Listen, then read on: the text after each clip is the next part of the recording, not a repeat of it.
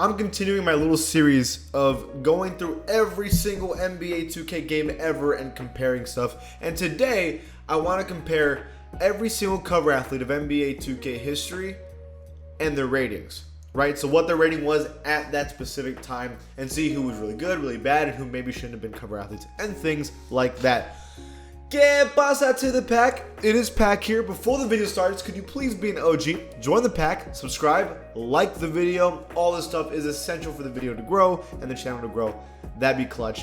And let's start off with NBA 2K with Mr. Cover Athlete himself, Allen Iverson. This man was a cover athlete for a very, very, very long time. He was a 97 overall in his first ever appearance, and he also had the highest rating of his career this specific year, right? So, for the most part, the year 2000, that really doesn't look that bad. I mean, it kind of looks like him. Not great, obviously, but for the year 2000, I would have thought that was Allen Iverson. So, W2K on that one. The next year, surprise, surprise, Allen Iverson, you're going to have to get used to this name for a little bit. But this was the year, obviously, that they went to the NBA Finals, where he had a great game against the Lakers. We actually took a game. 96 overall this year. He probably should have been 97 overall again, right? But Allen Iverson was an MVP during this time, right? He also removed the headband, and they actually removed it in 2K, which is actually crazy that they knew to do that, right? And actually, they fixed his cornrows a lot more this year, but like the face is like weird again. I don't know. A questionable year, but it still looks like him kind of, right? Another year of Allen Iverson being the cover athlete. Oh wait, NBA 2K2, again, Allen Iverson. The rating drop is pretty significant here. From a 96 to a 93. Now, he was still one of the best shooting guards in the NBA at the time. But this was the first year of the decline of the 76ers and how they weren't being as good as they were before. And the moving towards Allen Iverson going to another team, right? But it still looks like him. And it was still a Sega Sports NBA 2K cover athlete. The next year, NBA 2K3, 90 overall for Allen Iverson. And how did they get the face scan so bad this year? This is actually the worst face scan I think they've ever had for Allen Iverson.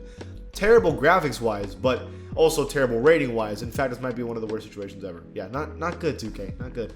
The next year, though, NBA 2K4, or actually ESPN Basketball, and he was a 92 overall this year. And man, the graphics change for this year is significant, from the face scan to the texture in like the items and clothing, right? Like the headband has actually like 3D polygons on it. The wrist has also 3D polygons on it. The fabric actually moves from the jersey. The hair is a lot more detailed.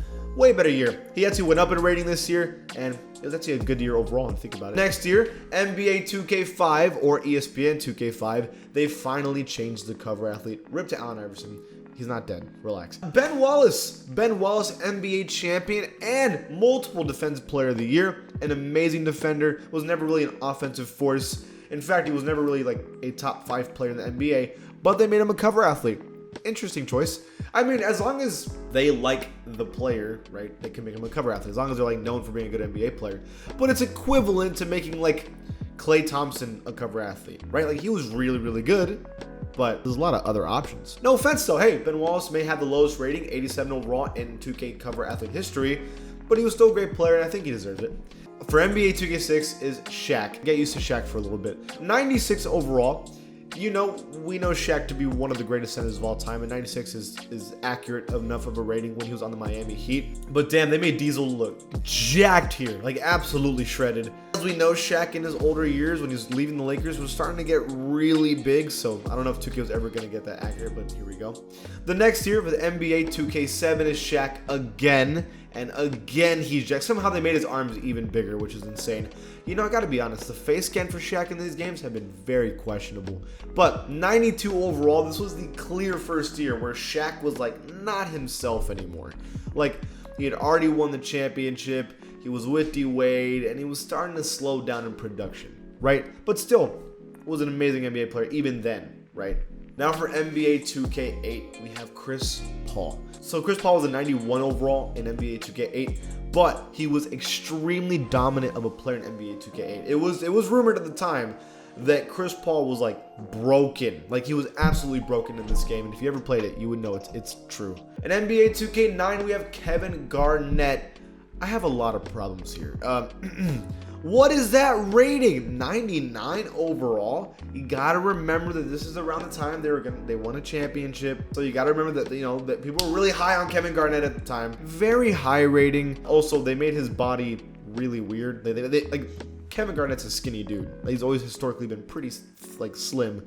That dude is wide. He's built like a fridge in NBA 2K9. I don't know why they did that to him, but at the time, I can understand why they gave him that rating, right? I understand why they did it. Now in NBA 2K10, we have Kobe Bean Bryant, 97 overall. One of my favorite 2K games ever. This was the first ever 2K game I ever touched. I remember playing this game at a party and like loving it. And Kobe was broken in this game. You just pressed square and it went in. It was insane. Again, graphics-wise, this was rough years, but still, it does look like Kobe, right? Now the next year, NBA 2K11 is when the graphics definitely started to pick up a little bit in the 2K franchise. 99 overall for Michael Jordan. This was the first time they introduced legacy, like legend cover athletes. It's interesting though that it's because they got the rights to Jordan this year, so they had to make him the cover athlete. In fact, they were so hyped about getting Jordan, they made him the cover athlete again in NBA 2K12. And this time the face scan was even better somehow. Again, 99 overall. There's no surprise when it comes to Michael Jordan and having a high rating, right? In NBA 2K13, they went back to normal NBA players being cover athletes, and oh my god, what is this? Is that supposed to be Kevin Durant? Oh my. You're gonna see in a little bit when Kevin Durant's the cover athlete again, how much better graphics got immediately. But a 95 overall on the Thunder. This was when KD was literally like an anomaly, right? We couldn't believe how good he was. And that Thunder team was so fun to use with James Harden and also Russell Westbrook.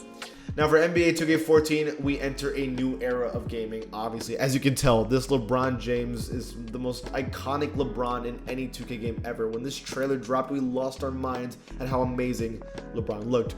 In NBA 2K14, they gave him the 99 overall. This was prime LeBron James. Like, I'd argue LeBron is way more skilled during later Cleveland years and Laker years. But in terms of dominance, this was LeBron James's 99 overall years.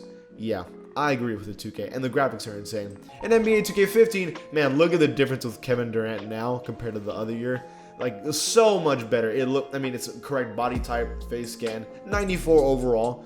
It's crazy how now we have him as like a 98, like 8 arguably. But in NBA 2K15, this was still KD playing amazing, right? In NBA 2K16, we have Steph Curry, 93 overall. Just to remind everyone though, later in the year, they gave him a 99 overall because we've never seen somebody shoot threes the way Curry was shooting threes, and 2K didn't know how to emulate this in 2K, so they gave him the highest rating possible just to compensate because they didn't know how to make Curry in 2K. That's how good Curry was. So even though it says 93, he became a 99 later in the year. NBA 2K16 was a wild time. I think that's when 2K's popularity was blowing up, and Curry was a big reason for that.